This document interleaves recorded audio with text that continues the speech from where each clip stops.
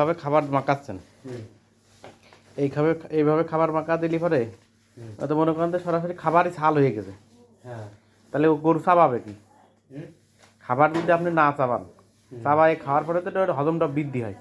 তাহলে এতটুকু খাবার তো চাবানোর সুযোগ নেই, এই মুখের ভিতরে না নিতেই ও চলে যাচ্ছে পেটের মধ্যে।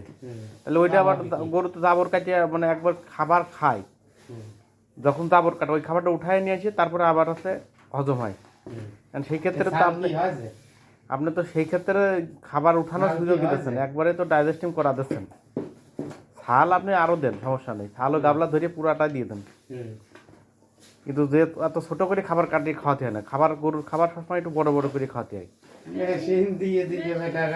মেশিন দিয়ে দিতে বেলেট দুটি লাগাইছেন কে? বেলেট একটা লাগাতে, একটা খুলে রাখলে তো হয়ে গেলে। তাই একটা খুলিয়াটা রাখবো, একটা খুলে রাখলে পরে তো আর এই যে ছাগলের খাবার মেশিন লাগায়।